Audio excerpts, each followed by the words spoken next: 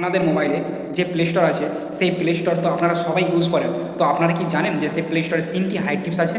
তো সেই 3টি হাইড টিপস জানতে গেলে অবশ্যই আমার এই ভিডিওটি শেষ পর্যন্ত দেখতে হবে। এই ধরনের হাইড টিপস পেতে আমার পেজটিকে ফলো করুন এবং এইরকম ইনফরমেটিভ ভিডিও সবাইকে শেয়ার করুন যাতে সবাই দেখে উপকৃত হয়। তো চলুন সেই 3টি হাইড টিপস। আপনারা আপনাদের প্লে স্টোরটি ওপেন করুন, দেন প্রোফাইল অপশানে আপনারাকে ক্লিক করতে হবে, দেন প্লে প্রোটেক্ট যে অপশানটি পাবেন সেখানে আপনারাকে ক্লিক করতে হবে।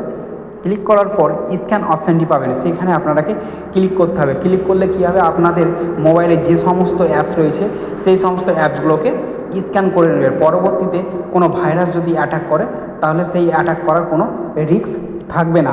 সেটি স্ক্যান করা হয়ে গেলে সেখান থেকে বেরিয়ে যেতে হবে। দ্বিতীয় যে স্টেপ, সেটি আবার প্রোফাইল অপশানে আপনারাকে ক্লিক করতে হবে, দেন নিচে যে সেটিংস অপশানটি দেখতে পাবেন সেখানে আপনারাকে ক্লিক করতে হবে।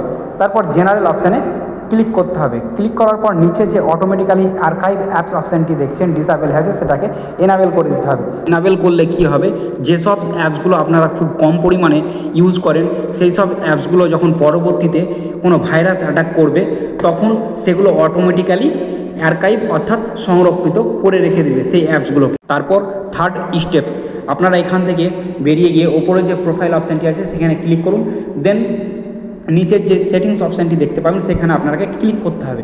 ক্লিক করার পর নিচে অ্যাবাউট অপশানে আপনাকে ক্লিক করতে হবে। মোবাইলে থাকা সমস্ত অ্যাপসকে আপনারা খুব সহজেই আপডেট করিয়ে নেন, কিন্তু কোনো সময় প্লে স্টোরকে আপডেট করান না। তো এখান থেকেই আপনারা আপনাদের প্লে স্টোরকে আপডেট করিয়ে নেবেন। তো এইরকম 3টি হাইড টিপস যদি সত্যি আপনাদের খুব ভালো লাগে অবশ্যই আমাদের ভিডিওর কমেন্ট বক্সে জানিয়ে দেবেন। তো এইরকম নিত্য নতুন হাইড টিপস পেতে আমার পেজটিকে ফলো করুন ও শেয়ার করুন। ধন্যবাদ।